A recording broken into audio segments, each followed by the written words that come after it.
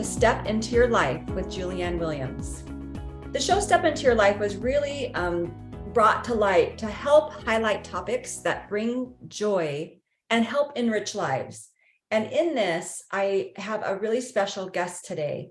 Her name is Annette Kruschek, and she is one of the co-authors of the best-selling book, You Can, You Will, and her chapter is called My Tiny Teacher. And she's going to tell you all about that. But it's really interesting. Annette and I met as a part of this book and found that we had so many things in common. And one of those things that we are advocates for people who are born with congenital heart defects. I was born with a heart defect called tetralogy of Fallot, and I had heart surgery when I was 5. And I have lived my life with this particular health problem, but also other things that have come about, because there are more things that happen when you have congenital heart defects. It affects your whole body, but importantly, it also affects your mind. And we are going to talk today again about Annette's story. You are going to be so impressed and just amazed by the compassion and love that Annette has for her family. And you'll learn about the family dynamic that is, again, so incredible. The story of her daughter, Evelyn, and how Evelyn and I actually have something in common. So with that, Annette, I want to turn it over to you so that you can introduce yourself and your story and tell us about your tiny teacher. Thank you, Julianne. Thank you for allowing me this platform to talk about my children currently living with congenital heart defects. I am a mother of 8. I am a wife to a husband of 25 years, and we have 4 biological kids, 4 adopted children, and 3 of which have congenital heart defects, very complex heart issues. I wrote my story, my chapter, as Julianne said, in honor of my daughter, Evelyn, and it's called My Tiny Teacher, because Evelyn, at the age of 4 years old, tragically and unexpectedly passed away. And this happened 2 years ago on February 25th, 2021. And I have learned through the process of my grief that Evelyn's heart defect, along with my daughter Clara and my son Louis, while it was very complex, through those heart defects, my little girl who was 4 ended up teaching me so many life lessons, more than I could have taught her, more than the doctors actually were learning about Evelyn. She was, in fact, teaching and paving the way.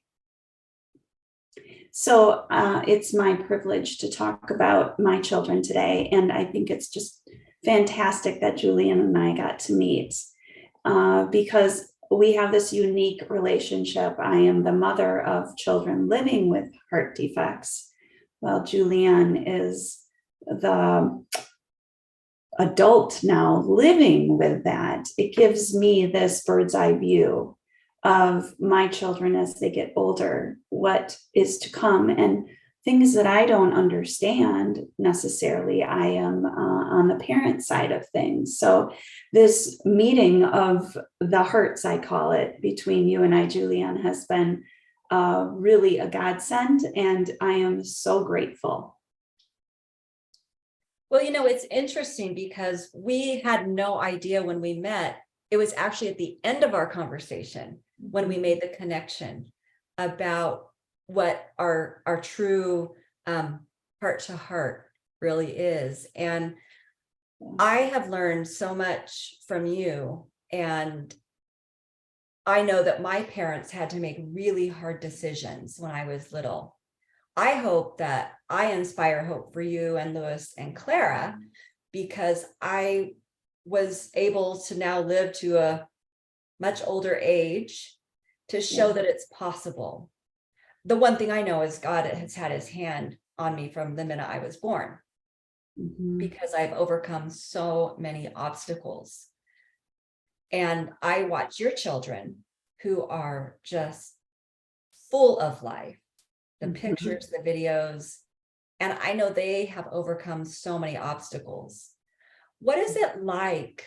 So first of all, I think if people didn't recognize this part of what you said, you and your husband adopted children on purpose that had heart defects, knowing that you were starting this road with them for the rest of their life with that challenge. My parents, I was born and they're like, whoops, sorry, there's something wrong with her. Yes. What love to choose a child who needs that extra. Because when you do have a defect, you do feel defective. And so for me, I see your heart, and it just is incredible to make a choice to walk a child through that. You purposely adopted children who needed your extra help. And with that, I say, we are all born. Maybe you can't see our health issues. Maybe we don't have medical issues, but we are all born with something that is a challenge in life, whether it be depression, whether it be anxiety. We are all born with that. And I guess I always say we didn't look seeking children with heart disease. I just believe that they were brought to us. I take zero credit. I don't, a lot of people say they're the lucky ones. Oh my goodness, no, we are the lucky ones for sure, because we won the lottery with all 8 of my children. My biological kids, while they don't have any heart defects, they are learning the importance of caring for people. My oldest daughter, I remember she was leaving for college, and we had 2 kids, Claire and Lewis, were both going through their Fontan surgeries a week apart. Now, a Fontan surgery, it's that 3rd surgery. My kids have what's called a single ventricle. So there is no cure for what they have. It's considered palliative. And as my kids get older, the function of their heart, it may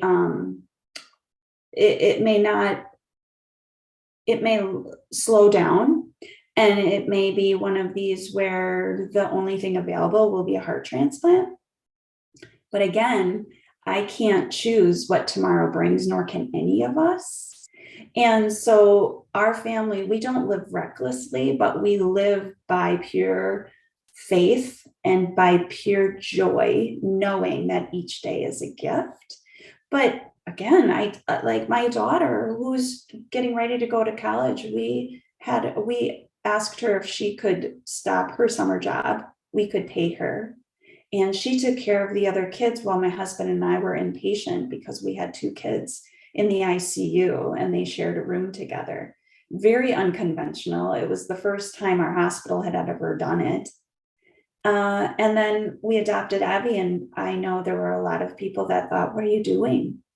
And again, we didn't feel like we were being reckless. We just felt like God has placed this on our heart.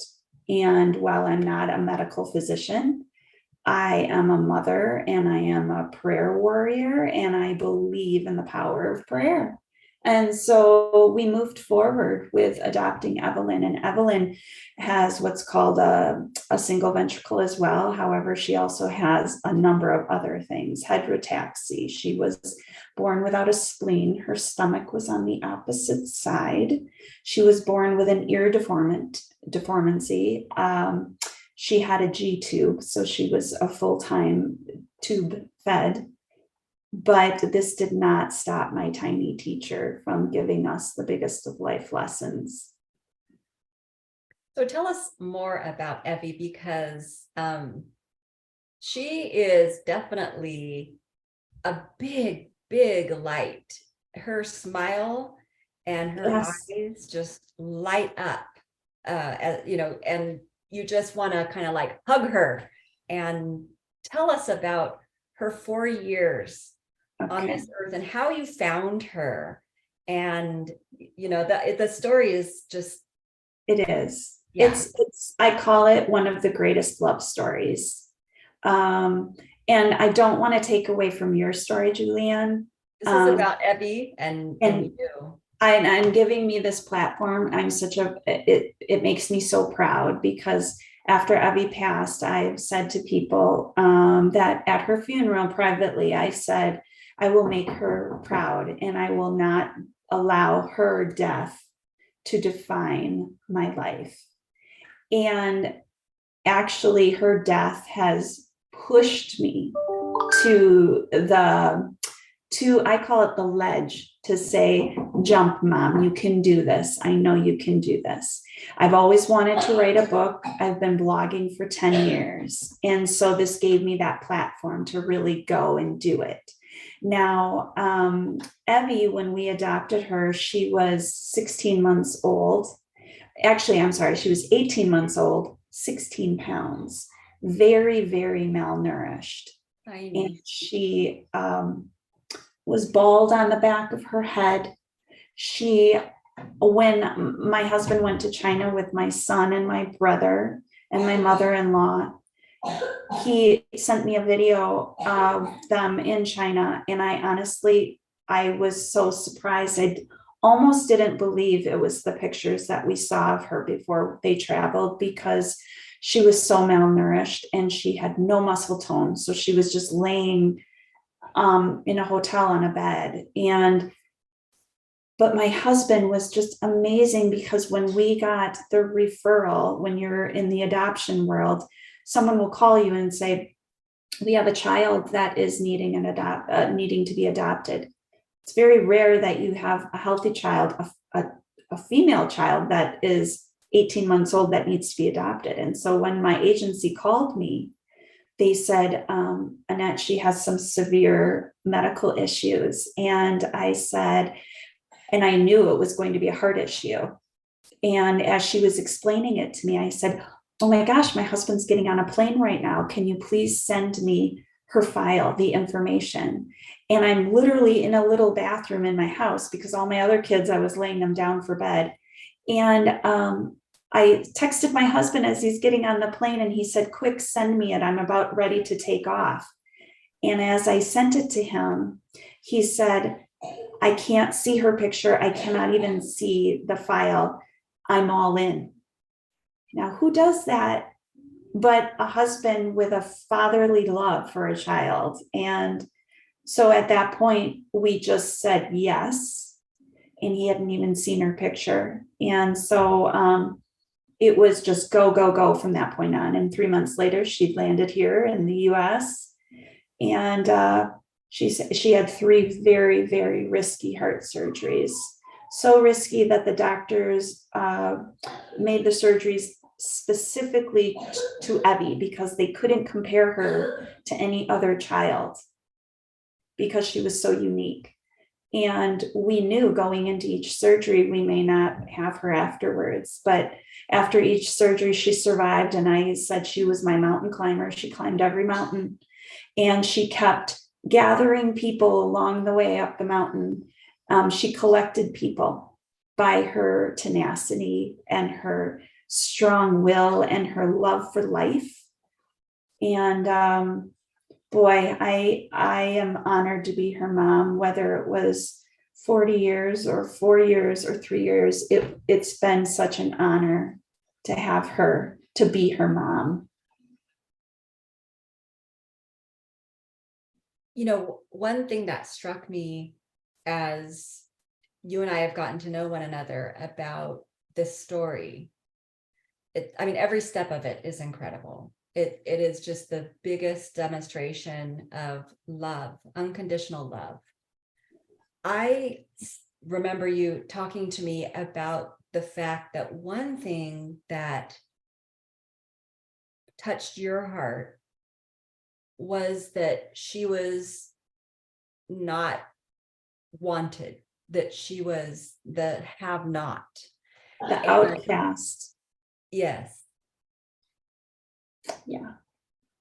And she has taught me so much through that, because that is where the little teacher comes into play. don't we all as human beings sometimes feel like the have-nots, that misfit, the outcast in life? And people can look at, the outside picture of you and say, wow, they have it all together. But that isn't the case. And I identified with my 4-year-old daughter because it took me back to middle school when they would pick teams for Phi Ed, and they would have the two kind of popular kids be the captains. And then I even wrote a post about this, that they would gather their kids, and then all of a sudden you dwindle down to the misfits, the outcasts, the have-nots, and there would be me. And it was like a bargaining tool. Well, I'll take Annette if you do that one. And I just smiled, but I hated every second of it. And now I won't say the doctors looked at Evie as like, well, they believed in her, but I saw that kind of like, oh, Annette, I just don't know. Oh, Dan, I don't know if this is going to be possible. But Evie proved to them. And through her collecting all these people, it made me believe in myself to say, we're all outcasts at times in our life. But that cannot define us. And I've said to people, since the death of my child, and I will say the death of my mother, my father, and my brother, they all happened within 10 years of each other. But recently my mom passed and my brother passed soon together. I don't fear a lot in life anymore. And because my greatest fear in life was death of a loved one. And I believe God put that there. And I believe it is my job now to lift people up and give them this heightened awareness of your purpose in life. Like, you can do these things, people. You have one life. And if we make a mistake, we make a mistake, but go get it. And meeting you, Julianne, has been just this beautiful gift. And I don't say that like that phrase of a gift, but it is like, I look at you and I am so thankful because you are my hope. I look at you as this go-getter and I say, that is what is going to come of my kids. Clara and Lewis have so much hope. And I look at you as that mirror to me. And I thank you so much for that. Well, and I just love them, even though I've only seen them on Zoom. I love them because I have at least an understanding. I mean, we never know because we're not that person, but I can definitely identify with some of the challenges when you're that child that has the continuous problem. It's something that I actually haven't talked to a lot of people about. I really have not shared a lot about what it is like to live with a chronic health condition. Mm-hmm. I've shared a lot about grief, losing my husband to suicide. I've shared a lot about raising my kids on my own and the challenges that came with that, with all of the grief that we experienced together. But I haven't talked a lot about growing up and living my entire life with a health condition, because that's really how it all started. And I don't know any different. So when I think of Lewis and Clara and Evie, there are things that maybe people don't understand that can be applied not just to children, but to anyone who is in the middle of a condition that started no matter when, but it's not going to go away. Yes. For me, there's always a nagging feeling or dread in your mind, because you know that you're fragile. You know that life is fragile. You know, there were many, many years, and probably even now, but not so much, I've learned to manage it better, that every night when I went to sleep, I was afraid I would not wake up from being a very small child. Wow. So there's a lot of fear when you have a chronic health condition. And I think that's true, again, no matter how old you are. You also do feel very different.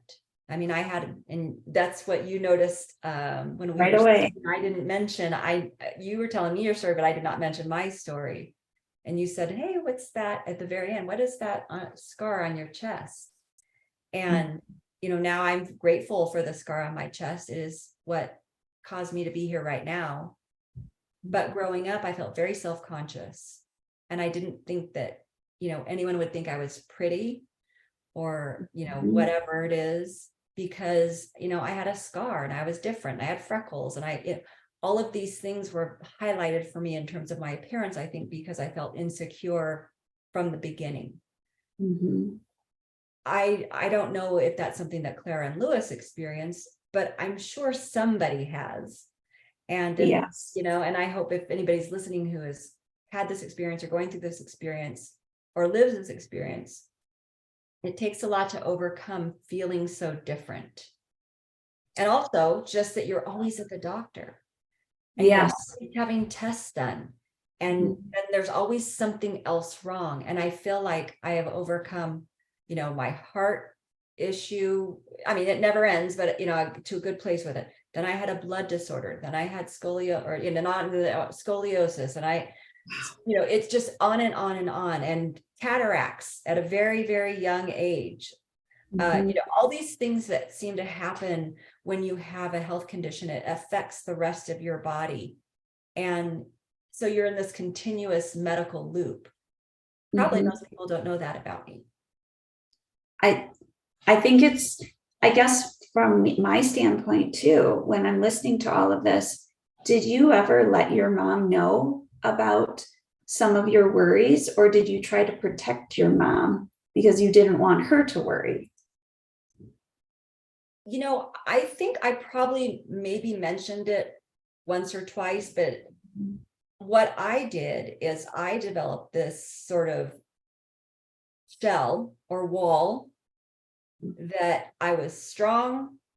There was nothing wrong with me to the outside world, so that nobody knew what was happening in here and in here, that I was really suffering, trying to find my way. And in doing that, what I did is became an overachiever, graduated valedictorian of high school, 8th grade, with honors from college.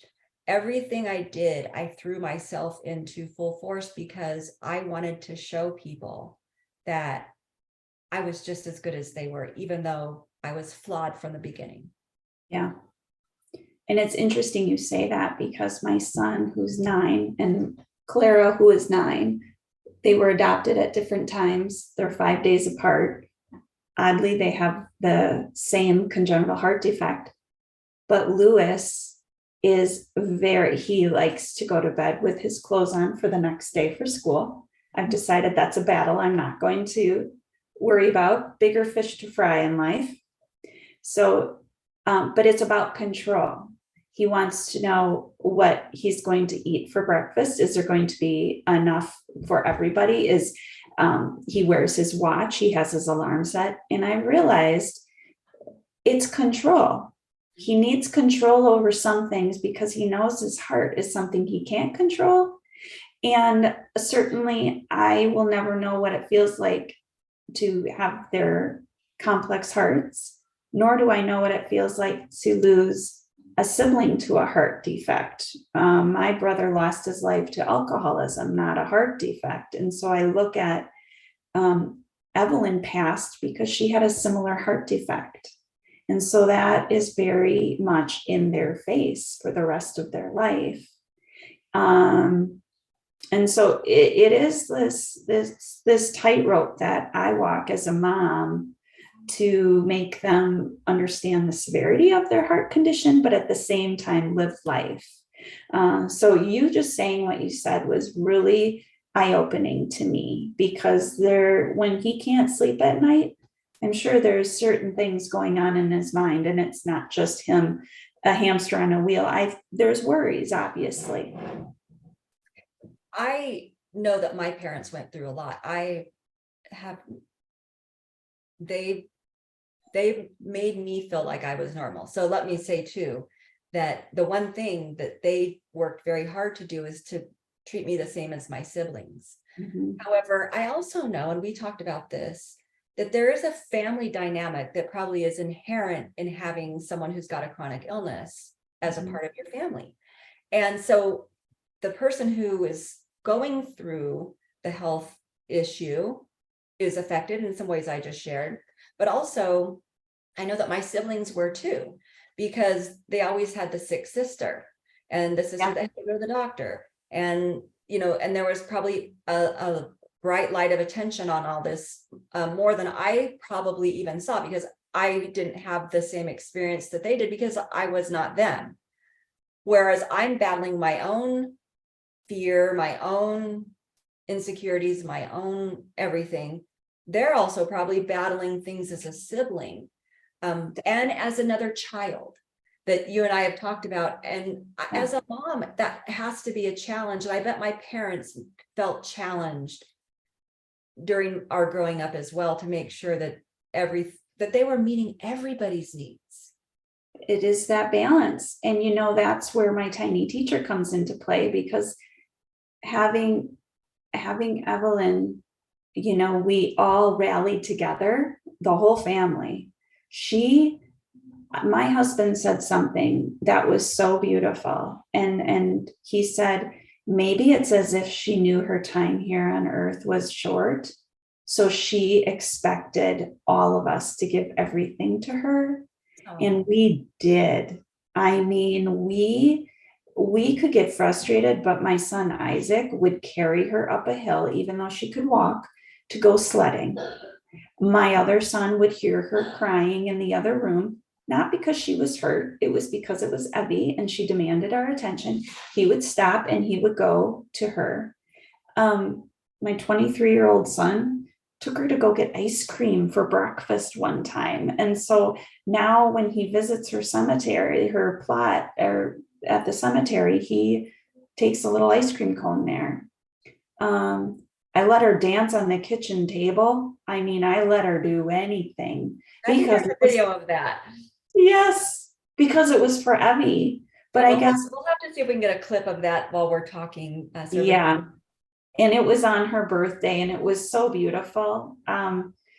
She brought dancing and life into the family, but it was her short time here on earth that after she passed, I realized, wow, I have all of these children that are aching, whether it's from a heart condition or literally a broken heart. Yes. And it has taken me, Evie's passing, to really focus. And I can't change how I parented before this, but it certainly makes me be very, very mindful of my kids that don't have heart defects and say, how can I tap into what you need? Because they are broken in so many different ways. Yes. I mean, the love that you see in the pictures, everyone will see, and your family is just, it's unique. But you can just see the love.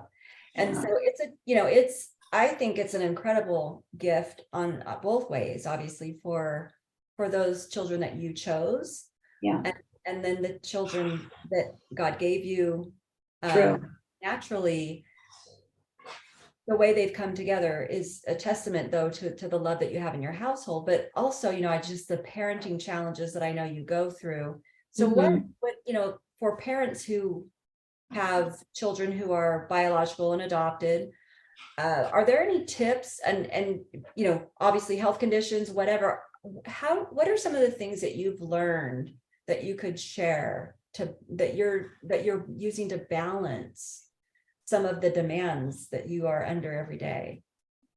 I say patience, apologize when you maybe act too abruptly, allow your children to see you make mistakes, and then say, I'm sorry, because that is so human for all of us.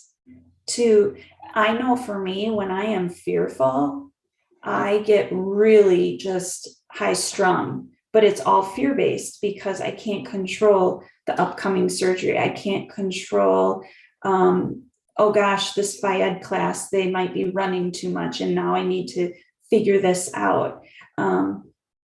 And so I guess for me, balancing is I'm mindful of the time that I have with my kids, and I can I take those few minutes a day now with 8 kids and 2 adult kids.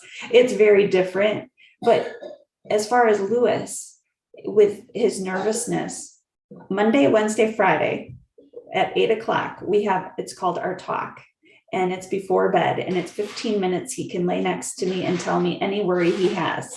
And it could be just a simple worry like, Mom, I'm having a hard time tying my shoes, or something like that. But then when he goes to bed, he feels more grounded. And then it's something that he knows there's no interruption. And then I'm doing that along with my kids without heart defects. After we're done talking, I'm going to go fishing with my 16-year-old son. Just grabbing a little bit of time with each of your kids, and doesn't have to be an extravagant meal. It doesn't have to be going to buy the next greatest Xbox game. It literally is just eye to eye contact, talking. Witnessing their. Yes. Yeah. Because we all want to be witnessed. We all want to be, Uh, I that's the thing right now, seen and heard, but really it's important. I call it witnessing. I love that.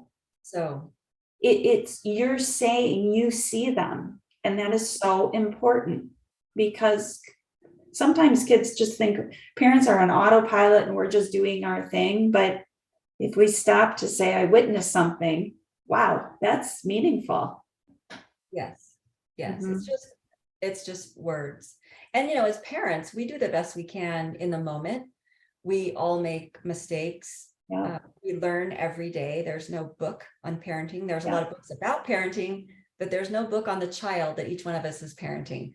Yeah. That's at least what I believe with parenting my children. And we're never prepared for all the things that life throws at us. So you can read a book on all the theory, and I have a degree in psychology, so I know a little bit, Mhm. probably just enough to be dangerous, to be honest. But there are a lot of theories, but we're never prepared for the practical application, because we don't know what life is going to be throwing at us with the child that we're raising, and how that situation will affect them, because it obviously affects them differently than it even affects us as their parent.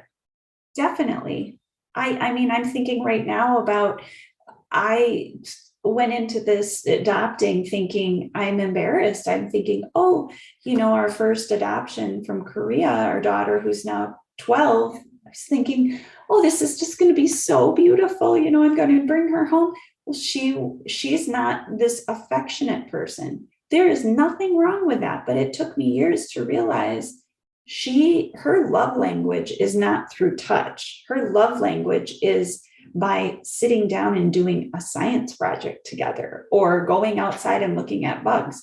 You have to learn your child's love language, and it is different for every single one. And I think for me personally, I was just beating my head against the wall saying, this worked with my other kids, why isn't this working? We're all different. Biological, adopted, health issues, no health issues, we are all different. Yes.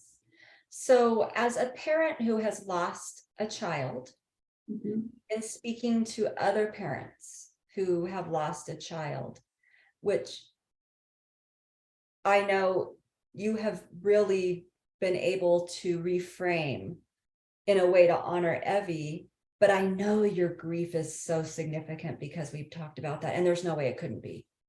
What are some of the things that you could share that have lifted you in the way that you can move forward to honor Evie? Yeah. So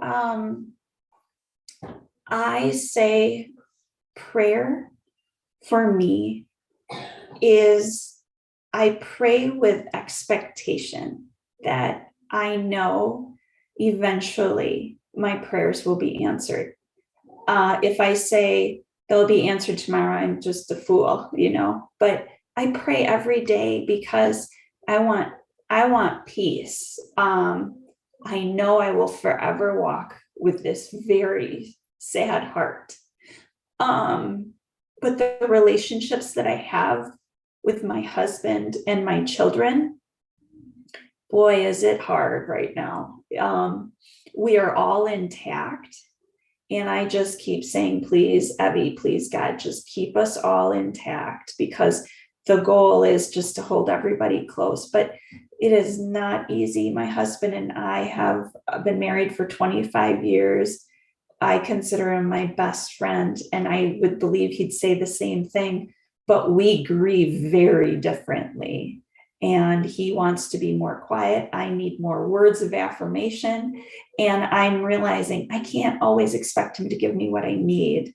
And so I have built up a community of friends that have also lost a child, and that has been very helpful. Writing my book, writing this chapter has allowed me to purge my feelings. We moved to the country and we have animals, and those animals have been therapy for my kids.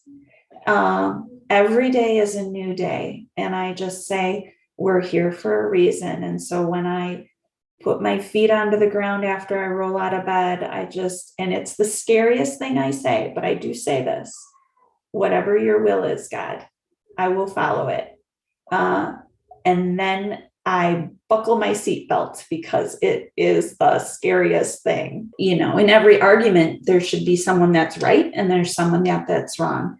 But a death of a child, a death of a spouse, a death of a sibling, it is terrible. And there is no winner in this situation, just like there's going to be no winner in this argument. And so sometimes I've realized the best thing to do is just say, I think we need to just kind of go to our own special places right now and just be on our own for a little bit. Give each other the respect to have that space. And my husband and I leave each other sticky notes. And that's kind of our love language to each other, to say, kind of like, sorry, maybe that was a moment that wasn't the most beautiful, or we snapped together.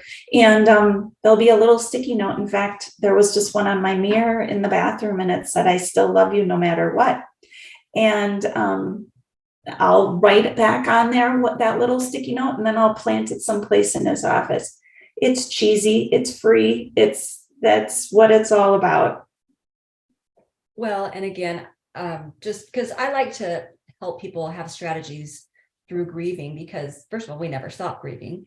How can we stop grieving someone who is not coming back?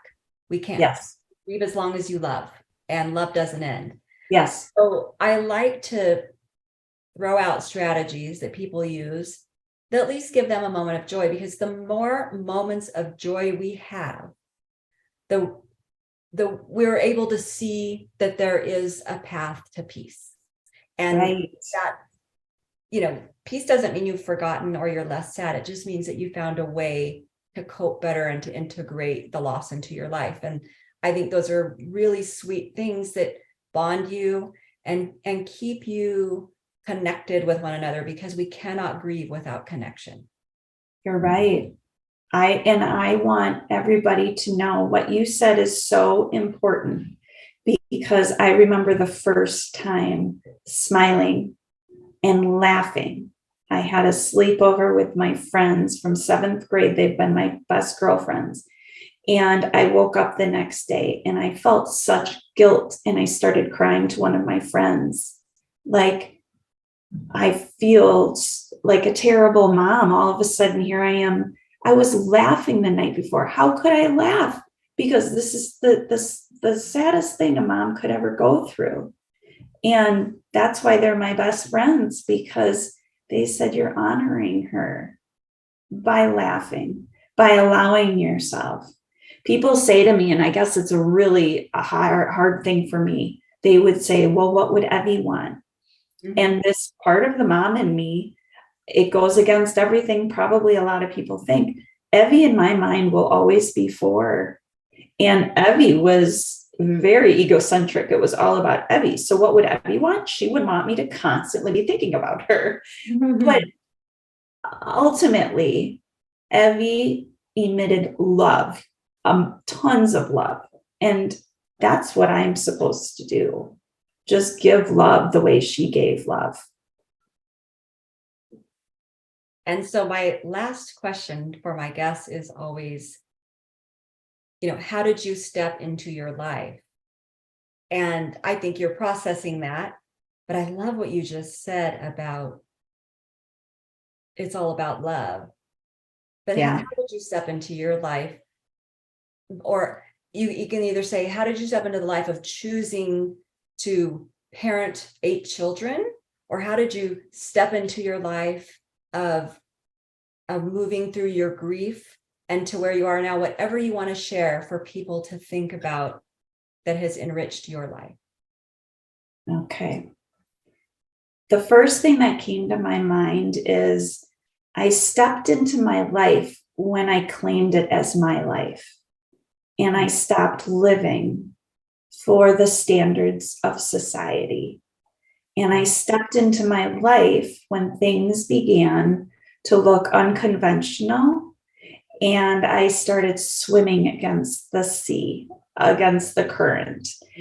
That is when I got my naysayers. That is when I got this arena of people that were maybe on the outside, like looking at me like, what are you guys doing? And I would say it started about 10 years ago when I went on a mission trip. And then we started adopting. And I stepped into my life really when I laid it all down and I said, no more of living through the eyes of somebody else. Live through what is important to our family. And life is meant to be lived and it's meant to be changed.